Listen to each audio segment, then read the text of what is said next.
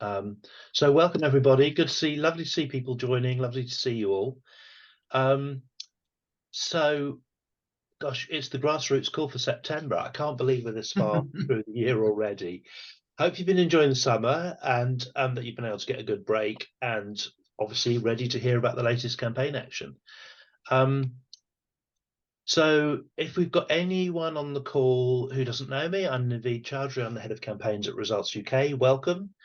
Hope you'll find the next hour interesting. So the topic of conversation this month is one that we've addressed quite a bit over the last couple of years, and that is the UK's official development assistance budget. So obviously that's commonly referred to as overseas aid, which is a term that probably some of you have clocked that we kind of want to move away from for a variety of reasons, but we'll come to that.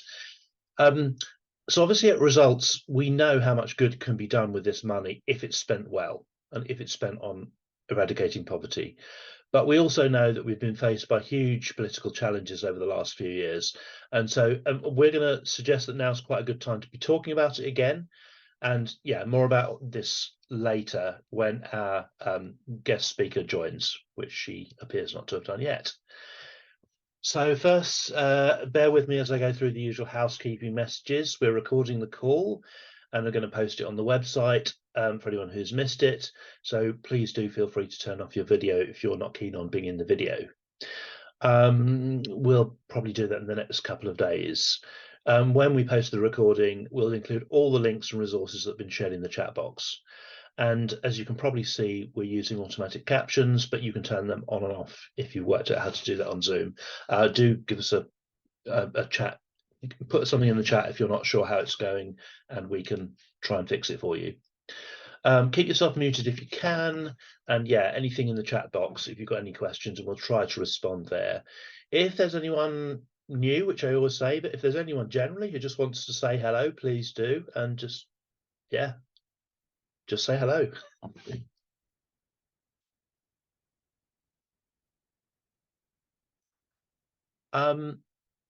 Okay, we've got a few more people joining. That's great.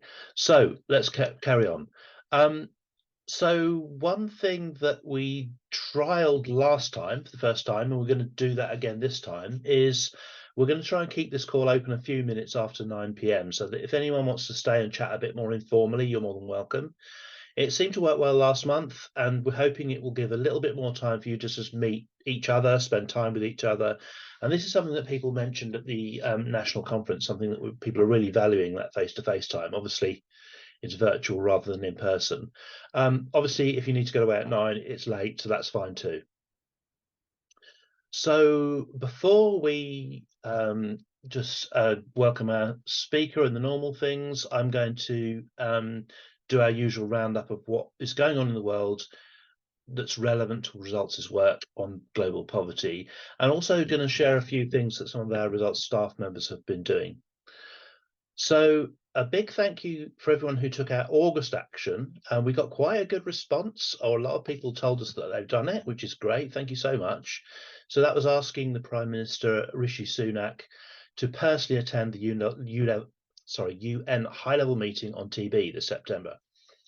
Now, sadly, it was revealed last Saturday, not this Saturday, but the one Saturday gone, that he's actually not going to attend. You might have seen this in the media. And this makes him the first British Prime Minister to have missed the UN General Assembly in a decade. Now, this has been criticised in a letter by over 100 NGOs, which included Results, as basically a lack of leadership on achieving the Sustainable Development Goals. Now, obviously, this is really disappointing, but that's the decision the government's made. But we're told that the Deputy Prime Minister, Oliver Dowden, and Foreign Secretary James Cleverly are going to be leading the UK delegation. So to some extent, the same applies. We want them to show leadership. We want them particularly to attend the TB high-level meeting during that UN General Assembly week, but we'll see what happens. So, you win some, you lose some. We asked the Prime Minister to attend, but we're still looking for that high-level attendance and high-level contribution to the meeting from, senior government ministers. I'm just going to put in the chat a bit of press coverage of that. This was in the Independent. So Oh, we've done it twice. Sorry about that. We're not coordinating. Um, so we still hope that they will engage with that TB high-level meeting and make significant commitments on behalf of the UK government. One of our results staff members, Sahira Ramzan, who many of you have met on this call and at the national conference in person, she'll be at the UN summit in New York to meet with allies behind the scenes and to push for what we've been asking for. And she's just written a blog post, which we just published yesterday evening, which is explaining exactly what we're asking for. And again, we're just going to put that in the chat now. To share with you a few other things that are going on from the office point of view, a couple of other colleagues, Vinnie Wooding and Camilla Consolmagno, have just come back from Kenya, where they were working with a local partner organisation called Kanko to develop a programme of visits for UK MPs to visit TB, vaccination and nutrition programmes. Now, this is the first such delegation we've run since before the COVID-19 pandemic, so it's quite a big deal. We used to do this quite regularly, and these visits are an important way of helping a small number of MPs to become champions on our issues, which hopefully backs up the work that you do at constituency level to gain their support and try and build their understanding about international development, what it really means. Another piece of news on the parliamentary engagement side is that, of course, as you know, we work with all the main political parties, not just the party of government. And so we were a bit sad to hear the news yesterday, I think it was, that Preet Gill, who's MP for Birmingham Edgbaston, has been replaced as Labour spokesperson for international development. Now, we've developed an excellent relationship with her in recent years, particularly at the constituency level, where Carrie Hurd has visited her and written to her really regularly. And I just want to pay tribute to that work, really. We're extremely grateful to Carrie for this, and we know that she'll continue the relationship now that Preet's a backbencher again. Now, the new spokesperson is Lisa Nandy, who's quite well known and is the MP for Wigan. So she's the new Labour spokesperson for international development. And obviously, we look forward to meeting her and getting her up to speed on her new portfolio. Now, sadly, we don't have a current grassroots volunteer in her constituency. I don't know if any of you have got any contacts in Wigan. If you do, give us a shout. Oh, God, sorry, just stopping to let a couple of more people in. So it's proving to be quite a busy summer for political engagement. And another thing that we've been doing that is, again, at staff level, is that Results has been engaging in a consultation by the government, which has been quite short term, on how to reinvigorate their approach to international development in the run up to 2030. So this process was kicked off right at the end of July, and they asked us to make a submission online about how generally we want to respond to that. They asked a few generic questions, and we've made a submission that we hope will help Development Minister Andrew Mitchell steer the government's priorities to ensure that the UK's financial support for overcoming poverty is spent on things that really matter. Obviously, such as fighting infectious diseases like TB, providing children with essential vaccinations, ensuring good nutrition, and an access to effective education. So all the things we work on all the time. I guess some of you will be aware that there's been really no shortage of government strategy documents on foreign relations and international development in recent years. Nonetheless, we think it's an important opportunity to engage with that and to argue for the things that we think are important. And obviously, there are plenty of less effective things that UK financial resources can be spent on, as we shall no doubt hear in the course of this evening's discussions. So that's another thing that Results staff have been doing behind the scenes over the last month or so. Lastly, before I hand over to Aurora, you may have seen on our website, if that's something you have been to recently, we're seeking a new trustee for our board of trustees. So the trustees govern our organisation. Two members of our grassroots network, Cameron from Manchester and Kush from London, are currently members of our board of trustees. We're now looking for another trustee, not from our grassroots network, but someone who specifically has legal experience.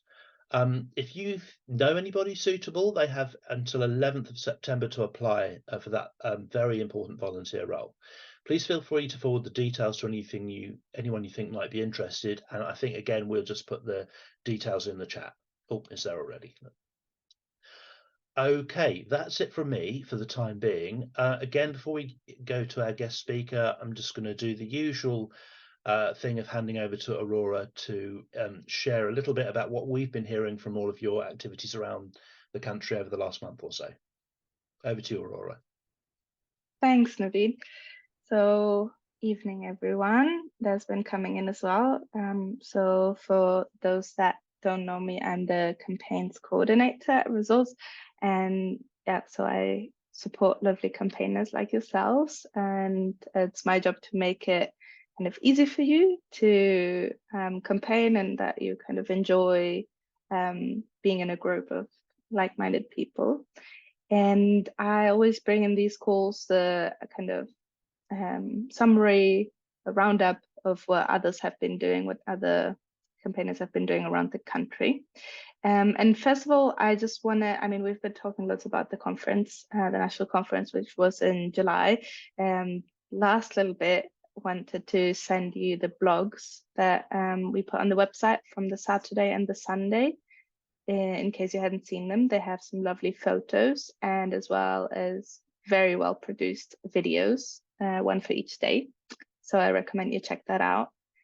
And the Sunday, talking about that, was, like we said on last call, it was really interesting because it was like an open space concept in the garden, and we wanted to hear from campaigners like yourselves what you think could be improved in the network, or what could be done in general, not just from us, but also just in very general. And we wanted to hear your thoughts, and it was a space to kind of come up with these discussion topics and some recommendations, and we compiled these recommendations. And it's really important to let you know that this wasn't just like an exercise for fun on that day, but it's really something that we take seriously and that we're taking on board. And I want to tell you a little bit how we're doing that. So we are working on implementing them, and kind of the main takeaways were about the biggest one was that it's all about personal connections. And I think Jill said that really nicely on the day, and it really hit home. And it ends up being about these connections, authentic connections to each other, so amongst yourselves, also to Results staff, not just me and Naveed and us in the grassroots team, but wider staff as well, maybe even board members, executives, and also to other organizations, other volunteers. So the way that we're trying to do this and kind of take these ideas forward, one of the ways is going to be the quarterly group organizing call, which is going to be this month on the 20th. And there we want to discuss with whoever wants to come. It's not the group quarterly leadership call, because we're not talking about group leaders anymore, but it's just a call for people that are actively engaged in the organizing of their groups. And there we want to discuss with you further what we're doing about these recommendations. And you can, we shared at the time a document of recommendations with people that attended, but you can also see a presentation where we're kind of saying what we have heard from you and what we're trying to do about it, which was a presentation that actually today I presented to the rest of staff at Results, so that everybody comes kind of on board, and that also leads to this staff being more involved in creating those connections with grassroots. So we're sharing this presentation with you. That's an internal presentation, but I think it would be interesting if you want to know how we're taking this further. And then with other organizations, an example of what we're doing at the moment to kind of connect with similar organizations is there is a group that's called the Aid Alliance that has supporters meeting also quarterly, that organizations like Save the Children, Oxfam, UNICEF, the One Campaign, that do very similar things to us and also have volunteers like you. So we meet quarterly, and we're going to meet with them, Naveed and I, this Thursday, and we're also going to do a session and kind of try and further these ideas of more collaboration, like you were saying. Another thing that came out of the Sunday was that you would like to have more, or that you appreciate the kind of training opportunities and learning opportunities. So we just launched a new advocacy workshop series, the first of which is already on Eventbrite.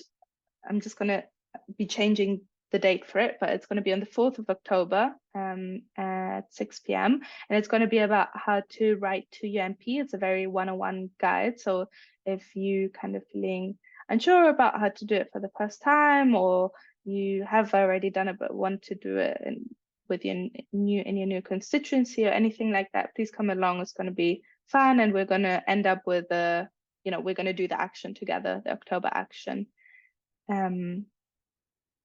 And talking about taking action together, so, and also things that we're doing regarding the recommendations on Sunday, this has to do with Connection as well, which is the online group. We finally kind of launched the online group, which had been in development, was kind of working with Marcelo to do that, which is all about, connecting volunteers, campaigners that don't have anyone physically close, like don't have a local town group.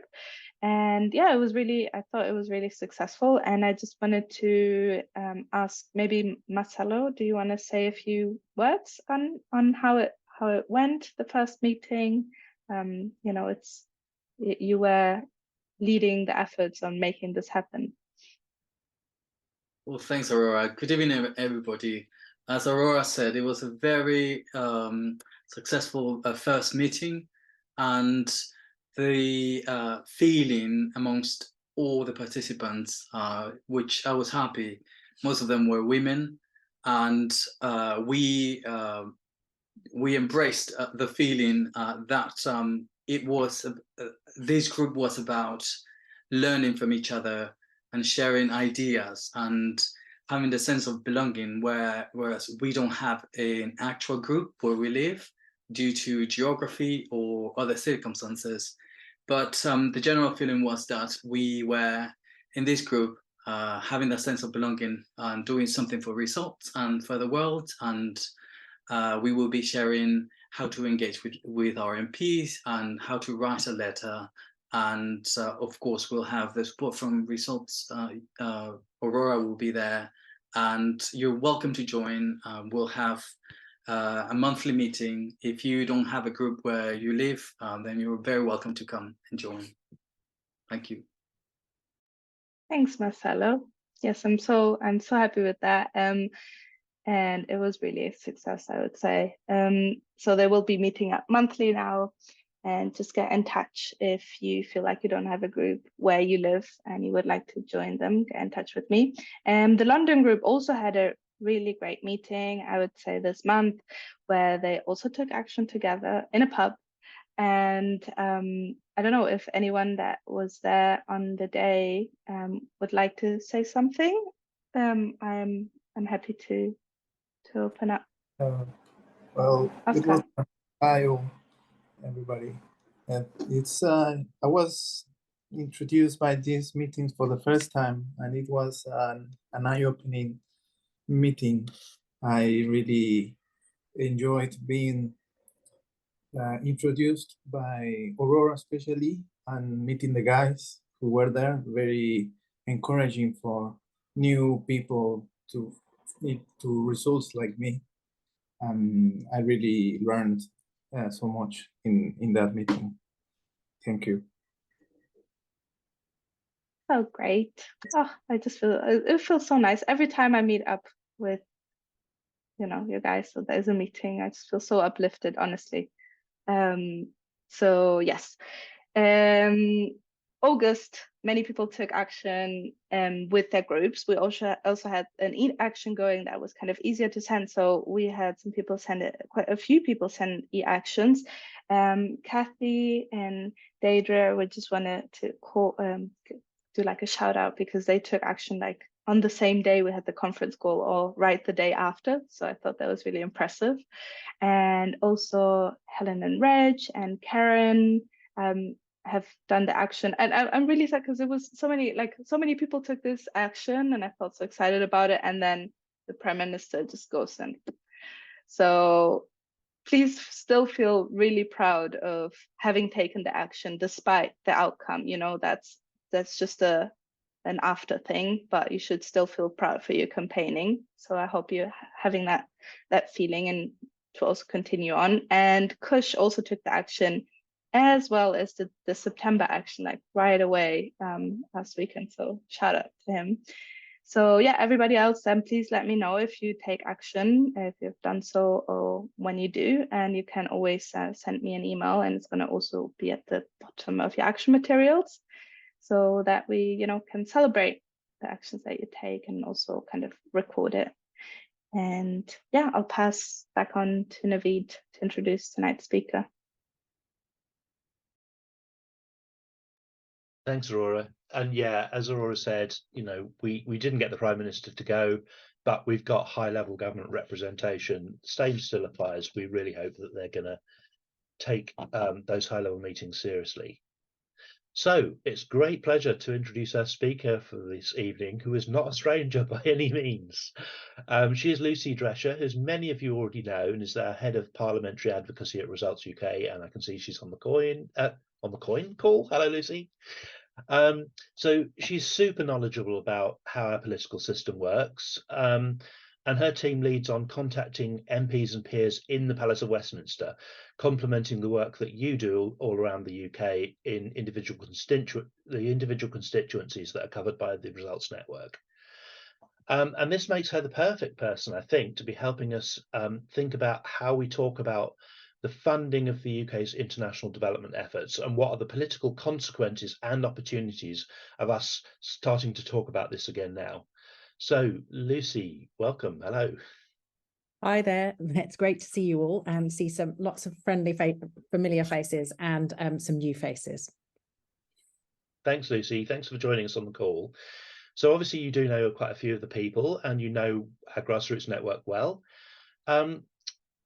In addition to these, obviously, people on the call who've been campaigning on global poverty issues for many years, we also have some people on the call who are really quite new to Results.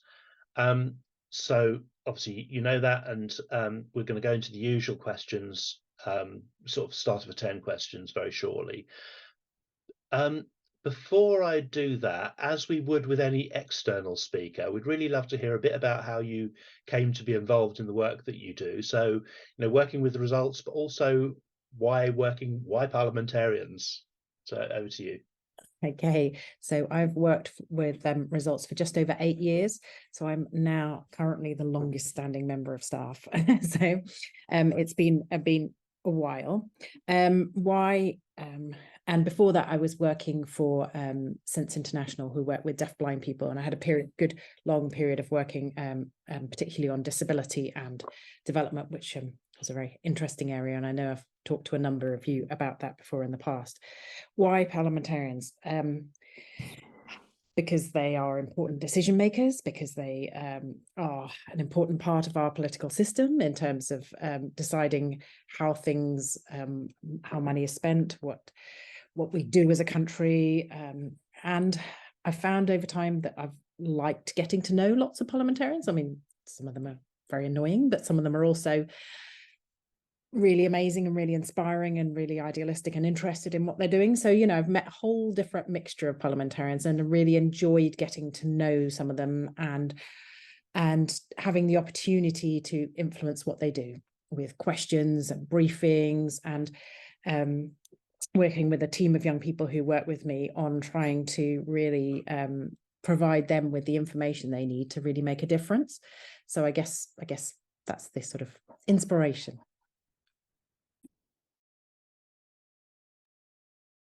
Thanks, Lucy. That's really cool. I'm really great. It's really great that we're hearing some inspiration from MPs. We often hear about politicians in the news in a really negative way, don't we? But I think we all know it's a bit more complicated than that, and there's all sorts of people in Parliament, just as there are in everyday life. So let's go to those pre-arranged questions, and I'm hoping that we might have a first question from London.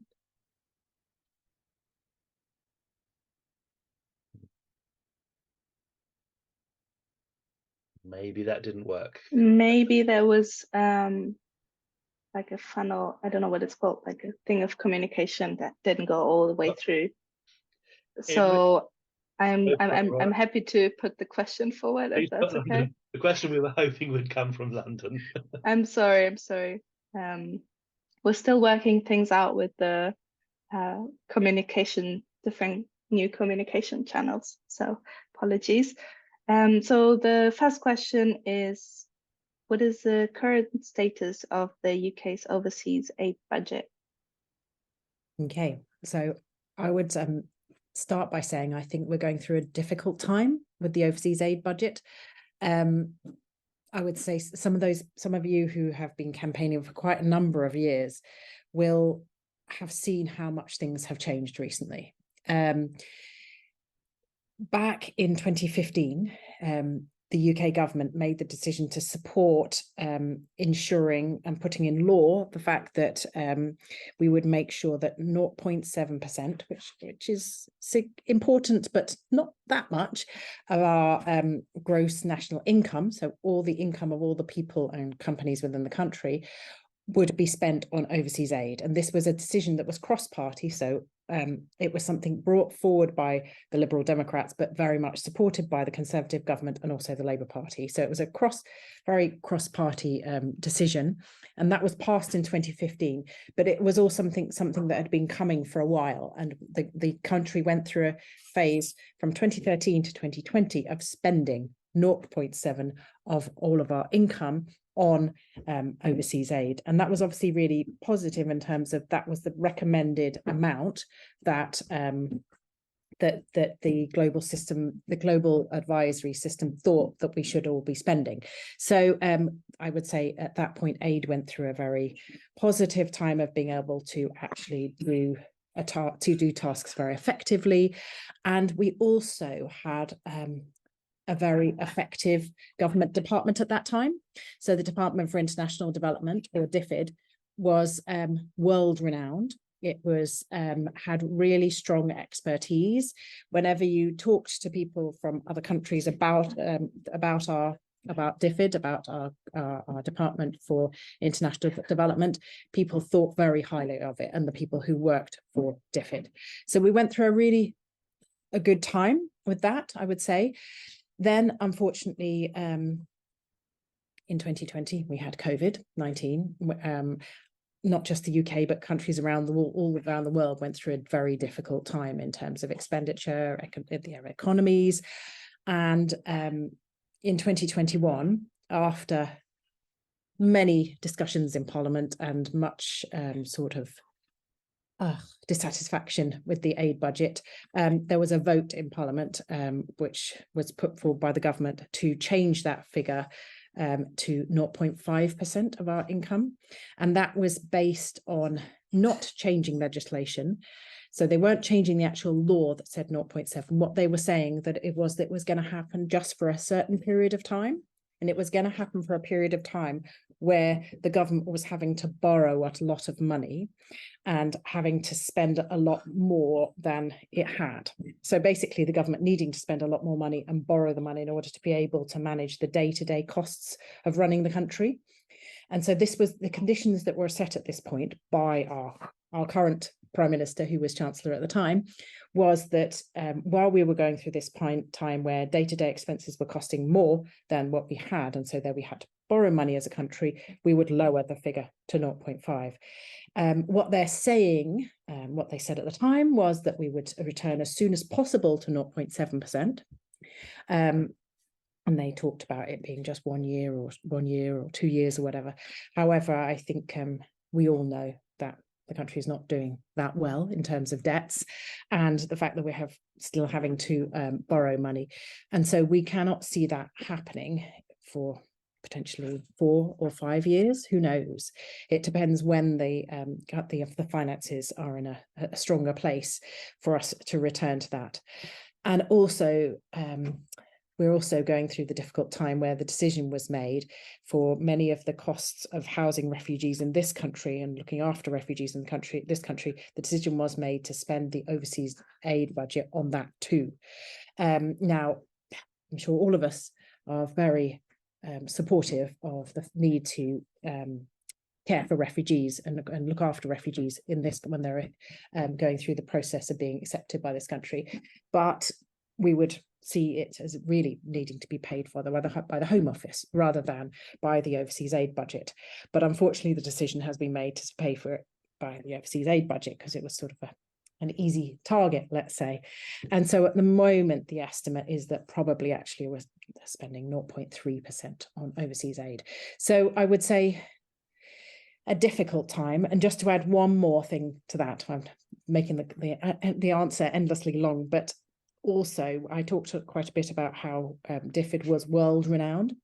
Unfortunately, a decision was made to merge DFID with the Foreign and Commonwealth Office. And so now it is the Foreign, Commonwealth and Development Office. And that has been a difficult decision in terms of DFID staff. They don't really believe in that decision, I think, many of them, and have found it very difficult. And it wasn't a merger that was done particularly well. And so there has been, unfortunately, a loss of expertise as people have left their jobs, moved to other jobs. And also I have heard as well, I was just hearing this week that some of the senior DFID staff who had been running country offices have now applied for some of the ambassadors' jobs. So they've also, moving across from, instead of running a DFID country office, they're now running Foreign and Commonwealth Office in terms of being an ambassador or a high commissioner, because that's now the position of influence. So I would say, I would describe it mostly as a difficult time, not necessarily a disastrous time, but a difficult time, I would say, for the foreign overseas aid budget. Thanks, Lucy. I think it was inevitable with a general question like that. That was going to be a little bit long. I'm sure we'll come back to a lot of that stuff later on. But yeah, I mean, obviously, some of us have been following that story for a long time. But just to have that look back over the last few years, I found that really, really helpful, and I hope others did too. So for our second question, I think, can I hand over to Marcelo? Yes, you can. Hi, Lucy. The second question is, how do we know how much difference the UK's development assistance programs make around the world? So this is a really important question in terms of us all believing in what's being spent and how well it's being spent. And I think if you as advocates and us as, all of us as advocates for the overseas aid budget, we need to know that what we're advocating for is good and is being done well. So one of the places we look is it's called Drescher, and it's a place online where the FCDO has a list of all the programs they're doing and how they're spending all of their money. So that's a place that we go to check to understand, for example, what's happening on the nutrition budget, or what education programs they're running, that kind of thing. So that we would go to Drescher to be able to understand that. Now, one of the mechanisms of government that checks up on government departments is select committees, and we'll often hear on the radio about different select committees asking questions of government departments, and they are made up of groups of cross-party MPs and chaired by MPs from different parties. The International Development Committee, which is the committee that is scrutinising the Foreign and Commonwealth Foreign, Commonwealth and Development Office, they do inquiries. So they make a decision that it's important to look at what the FCDO is doing in Pakistan, is one thing they did recently. Or they did a really big one on racism in the aid sector or whatever. So they will pick a subject that they think is important. Then they'll do a call out for written evidence. And we often submit something if it's relevant. We'll submit something on what we think is important on that topic. And then once they've collected all that, they'll hold some sessions where they talk to people who are people in the sector. And once they've collected all that written and oral evidence, they'll write a report. And that is one way where that's something that we can all look at to understand more about what the Foreign and Commonwealth Development Office is doing. So that's one place to look. But also the International Development Committee has a small, has a separate part sorry, not a separate part. They have a subcommittee that works with a separate organisation called ICAI, which is has been set up to specifically look at government aid spending and understand aid spending. And ICAI will do reviews of specific parts of the spending. And one I've particularly watched happen was one which looked at an education programme called the Girls' Education Challenge Fund. And what they did was they went to visit a country, looked at some of the programmes, they talked to people here who were running some programmes, and they did a lot of evidence collecting and research. Thanks, Naveed, for that. Yeah, spelling out ICAI for me. And then they did various discussions with people who worked in the sector, and then they would produce a report where they will say how the government is doing on that. And it could be that they're doing, I think might even do a traffic light system, but they basically say whether things are going well. And it was very interesting, the meeting I went to about the Girls' Education Challenge Fund, for example, because they talked about how there were some very good programs, but there were also ones that weren't so good because they weren't sustainable. So they weren't involving local government, regional government, where they were doing the program. So therefore they did the program, it ended, and that was it. As opposed to you do the program, you hope things are taken over and they continue running and it continues going well.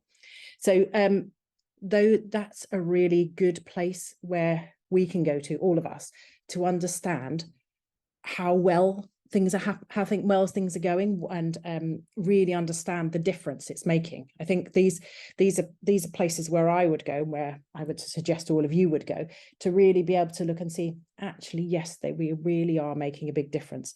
Another area, just quickly, that we all support often is what we call the multilateral funds.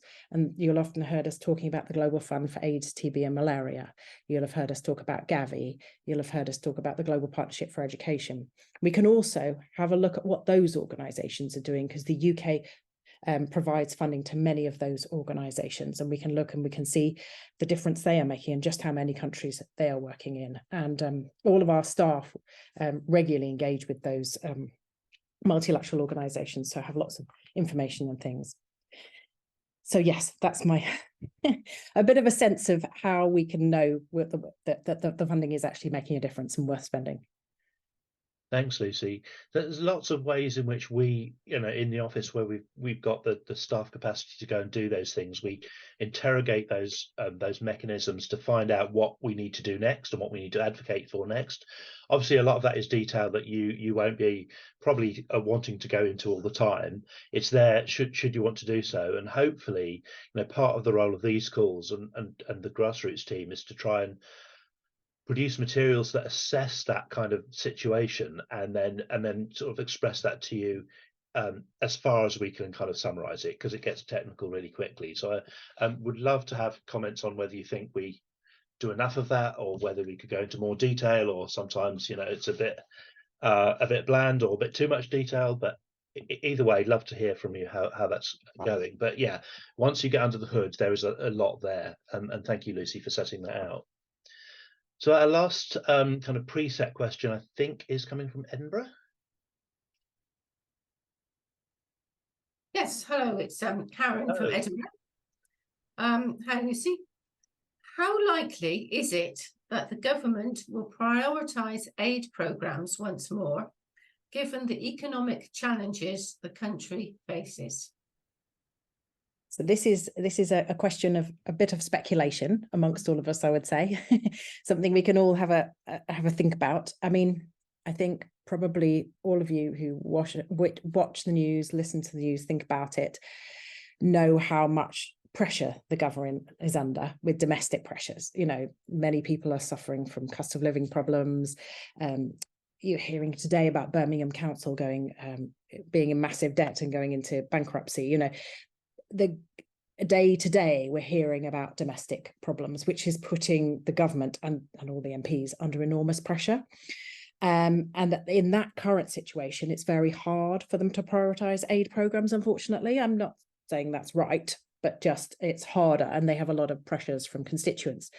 But of course, all of us are also constituents. So we can talk about and pressurize for the fact that they should still be spending that aid spending. So I think even in this current very, very difficult situation, it's still important for all of us to be saying what we're saying. And if we're not saying it, they can very well say, well, we're not hearing from anybody, so why should we do anything? Whereas if they are hearing from all of you and all of us, and, you know, all of us jointly, and all the people who work with, say, the Children in One, and, you know, all the different organizations that also have campaigners, the harder it is for them to just decide to cut the aid programs, you know. So I think our voices are really important in this discussion. We are also going into, within the next year, an election period. So it's highly likely we will get a new government, and a new government may view things differently, and will also be wanting to get things right and do the right thing that constituents want. So again, it's also really important to be influencing the opposition parties and to be really making clear points about the difference that aid can make to those parties, I think. And I suppose we all hope as well that a new government will be able to make decisions that start to improve our economy and start to help us to be in a stronger position to actually feel that we can go back to 0.7. I mean, you know, I think we all think it's going to be quite a while, but we have to hold out that sort of hope, I suppose, that over time a new government could make a difference. So I think it's a matter of speculation, and we could all think different things, but we do have to keep on believing that our voice is important, and that the more we speak as well as others speak, the more that the decision makers hear that it's important to spend money on aid programs. And I think something we really also try to focus on is ensuring that the voices of people from the Global South are also heard. So whenever we're organising events in Parliament, we'll make sure that we have someone from a country like Uganda or Zambia or Kenya or India or somewhere, are able to actually speak and take part in the discussion and talk about their experiences and what's going on in their countries. So we're trying to make sure that happens all the time. And I know the grassroots team ensure that all those stories are also in all of your actions. So you are also able to quote things and talk about things to make sure that we are really reflecting, as far as possible, the experiences people are having in the countries where the aid is being provided to. So, you know, where it's being spent. So I think we can all feel at times a bit dismal about the current situation and feel a bit like, oh, it's frustrating, it's difficult, it feels disastrous. But I think that's a really important time for us to raise our voices and make sure they're hearing from us equally as others, and that we don't let them think aid is not important, because it is really important. And, you know, the difference it can make is really, really important. Thank you, Lucy. Keep on believing. That's the message I'm getting from that. I'm pretty sure that's a 1980s rock anthem. Let's move on from a very bad gag to let's open the floor. And I've got a couple of questions in the chat. Does anyone want to just kind of shout out? And we'll start with that. Richard, you're first. Well, yes, you normally write to our MPs, and they all go and see our MPs, and they refer to the government minister. We should now be writing to our the opposition, because this, as you quite rightly say, there may well be a new government. So could we have a sort of bit of details of what we should say to our candidate from the other party, because we don't generally do that. Are you thinking, Richard, of the people who, when it comes to the election, the candidates who will stand for the other parties? You're thinking about the sort of candidates at this point. Yes. Well, I've got I'm in Barnet. We've got Theresa Villiers, and she may well lose this time, but I never write to the Labour Party, but I think I should do now. I need to know quite a bit what to say, because I can't say to them, can you do this, that and the other, but I can put a strong voice, so it might be an idea if we could have some sort of what we should say to the opposition parties, I think. Yes, no, I agree. I think that's something that we can think about with the grassroots team, about thinking about focusing a bit on candidates as they start to be chosen, because they are all going through a process of being chosen. So we will know who the candidates are in our different areas. So I think that's something we could think about, Naveed, isn't it? We could think about how to write to candidates and how to start building up relationships with it. So, and some of you have gone through this process before, sometimes many times before, will know that organisations like ours do start thinking about like the hustings meetings that happen locally. And I know that some of our colleagues in the Aid Alliance that Aurora mentioned are starting to think about that now. You know, an election could be pretty imminent. So we'll be connecting in with those other organisations and definitely thinking about that. So thank you for the early prompt, Richard. We need to, yeah, get onto that. For the time being, of course, we have, you know, the government in power, and we have a specific ask this month, which is about something that's quite personal to Andrew Mitchell. Actually, he personally took the decision to be very open and honest about some of the things that we can't do with our current aid budget, as you'll see in the materials. And we're hoping that we can be kind of have a very frank discussion with him at this stage, whilst, you know, he's someone who really cares about these issues. And he's currently in the driving seat on this. So that's this month's action being directly to him rather than via MPs, which I think I'm just thinking we can do double. We can do both. Absolutely. 2 letters. Yeah. So yeah, obviously opposition MPs will have very different perspectives, and if any of you want to call and have a bit of a chat about that, then please do, and we'll try and help. But yeah, a really well-made point. Thank you. And Naveed, Hi, Bentley.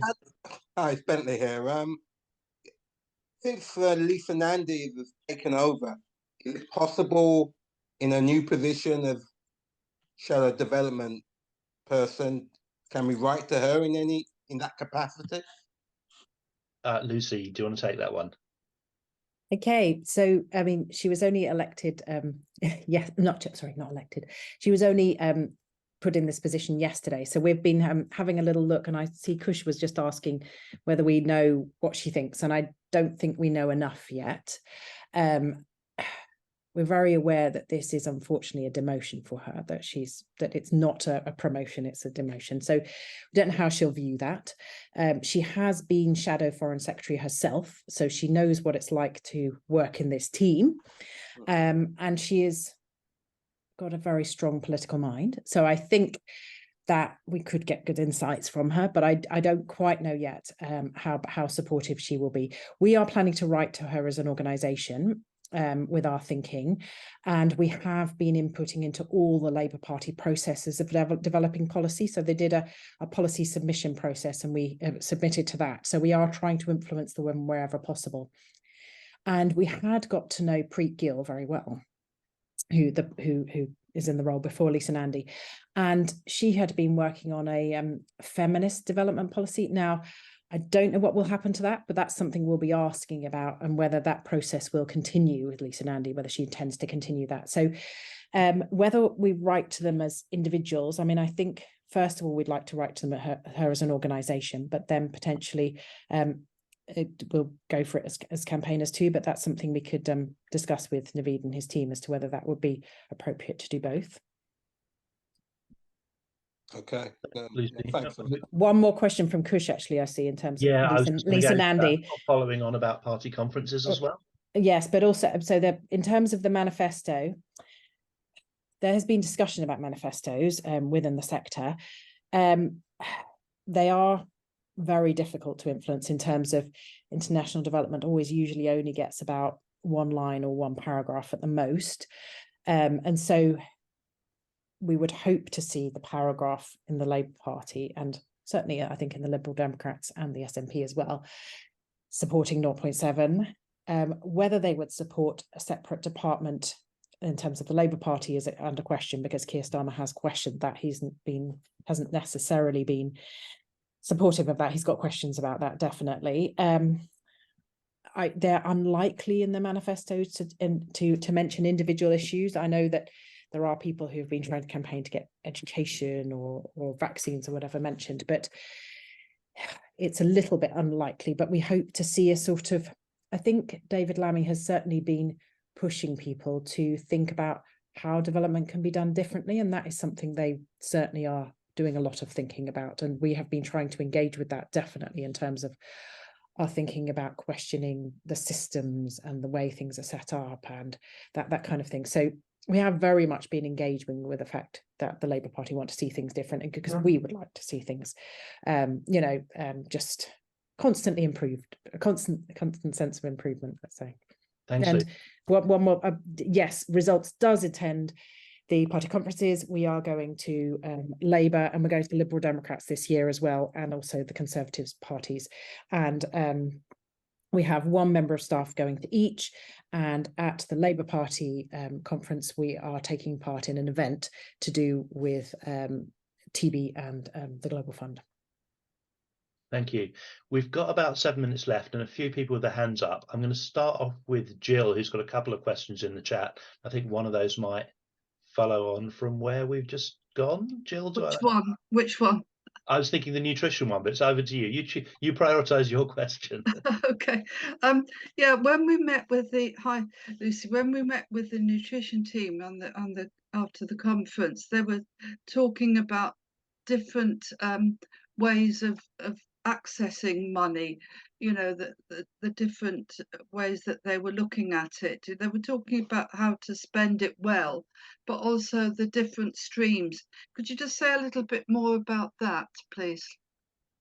Yes, I think when they don't have much money themselves, this is something they really try to think about, and which is, I mean, obviously really important. And there's something they've been particularly working on that they might have been thinking about when they were talking to you, which is the Child Nutrition Fund, which is something that's been set up by UNICEF principally, but with the Gates Foundation and SIF and others. And that has been about, if a country spends some money, then the fund puts money in too. So it's sort of, you put in money, I put in money, it becomes more money. It's that kind of way of thinking. And I think that is also often how things work. For example, DFID always had a program that if the public raised this money, they would add that money. You know, that was always a kind of a way of doing things. But another method they have is also trying to get money through different development banks or private private companies and that kind of thing too. But I know in terms of the nutrition fund, it particularly was this child nutrition fund that is their focus at the moment, and it is about that if you do this, we add this, and it adds up to more money if you put it all together. That's their kind of focus at the moment, but they're, along with obviously focusing later on the year, having a big moment around nutrition. I hope that kind of answers it, Jill. Thanks, Lucy. Thanks, sorry.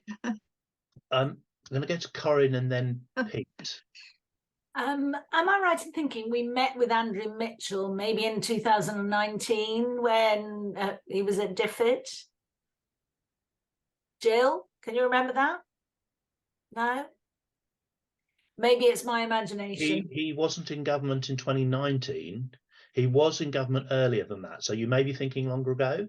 Yeah, it could be. I can't remember when it was, but I do think I remembered meeting him, and he was just very positive about results, hearing from people at results, and that is the really positive thing about going to meet with parliamentarians, because you do get such encouragement that actually what we think matters and what we say to them matters, because they can then, in the same way that the Foreign Commonwealth Office was saying, and as you described, Lucy, is that you get money from one place and then you can get more from another. He was saying with our opinions and our strength of opinions, they really can leverage that strength of opinion in other areas. So I may be imagining it, but I just thought I did remember him saying that early on. It does sound right to me, and certainly since he's come back into office, we've heard him more than once be positive about Results UK, which has been really good to hear. And he has a really big focus on the public. He realizes how important it is for public opinion to be supportive of spending money on aid. And he always talks about it. So all the staff we've met always say to us that he brings this up all the time. And all of you are about that as well, aren't you? About talking about things in the public and being part of the public and being part of all the constituencies, in terms of he wants more and more people to be talking about it and supporting it. Thanks, Lucy. And thanks, Corinne, for bringing that up, because that's super important. It is something he's made a big thing of, as Lucy says. I think this has probably got to be the last question. So, Pete, over to you. Yeah, I'm sort of steaming here a bit, listening to what's happening. It seems to me that part of the machinery that got the government to be okay about lowering the amount of overseas aid was public opinion. And Andrew Mitchell is talking about public opinion, and the last conversation was about public opinion. And it seems to me very important that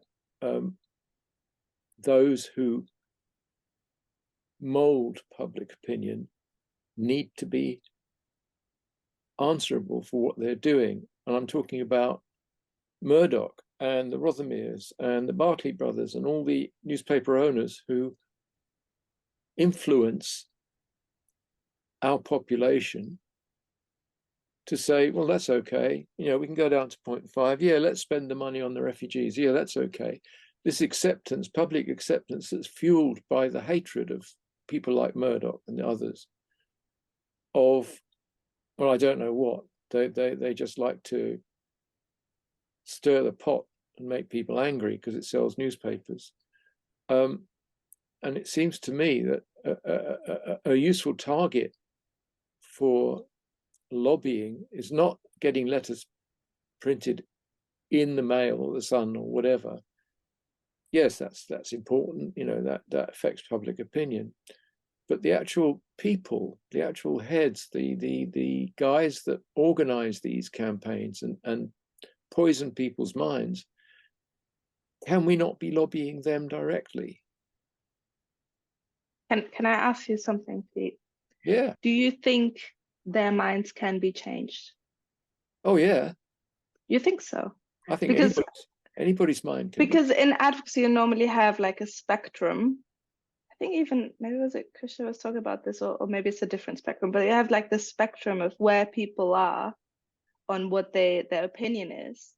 And you normally say that the people that are so convinced and so in that, like, there is a waste of energy to try and invest in them. You got to invest in the people in the middle, which is why maybe getting things, if you manage to get something published in those newspapers so that the same reader that is reading these bad opinions is also reading something different.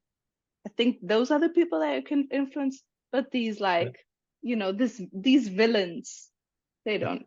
So I've got, doubt. this is great. We've got two sort of ends of the spectrum there. So there's right to the people who are doing the evil, and no, it's not worth it. They're never going to change their minds. Lucy, I'm going to give you the final word. We'll all obviously have our own opinions on that about who's it's worth writing to. Like, we're advocates, we get to choose. But Lucy, you're our guest speaker. Do you have any final thoughts on that? Because that's a brilliant challenge, and I love the way that we've heard two completely different views. I completely agree. It's a really good challenge, and I share your frustration, Pete. I think it's really frustrating when you read stories that are clearly wrong and misinterpreted and trying to influence things in the wrong way. I have to go a little bit with Aurora, probably, that I think those people are really hard to influence. And actually, if we get our stories alongside the stories that are saying what we think is bad and evil, that we've got a greater chance of influencing the public out there. Personally, I bet that's my opinion, that I would probably go with Aurora's thinking. But, you know, Pete, I would not be opposed if you managed to talk to the guy who runs the Daily Mail, the editor of the Daily Mail. It would be amazing. I'd love you to have a conversation with him. So, you know, you can prove me wrong, definitely. Thanks, Lucy. If I were Aaron, who used to chair these calls, I would probably make some kind of gag about Darth Vader is also Anakin Skywalker or whatever. But can we change the mind of people who are apparently doing, really, really opposing, and how? And that's probably a discussion for another time. I'm really glad we ended on that. That's really good. I see some stuff been put in the chat, which we will share on the website as well. So we're going to, as said, we'll put all of the stuff that's gone into the chat onto the website when we share this recording. You'll get a link in Newsflash and probably other places as well. And I'm also just putting in a link in the chat to the September action materials, which again delayed this month. So apologies, that probably only came to you about yesterday, I think. So we have run out of time. Massive thank you to Lucy for sharing your expert knowledge and giving us the benefits of your political insight into how ODA is currently being viewed at Westminster, obviously alongside all the other things that MPs and the government are juggling with, especially as they start to sense that coming election.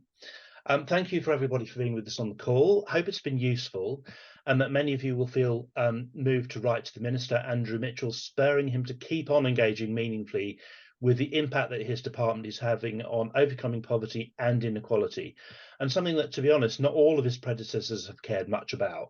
So here we have a development minister who really does care, and so good luck getting in touch with him, or indeed with any other figures, including Rupert Murdoch, if you wish. We'd love to know how you get on, so please do let us know. As always, as you know, most of you know, the more you personalise your letters, the more impact they will have. And yeah, so just thank you all for being here, as always.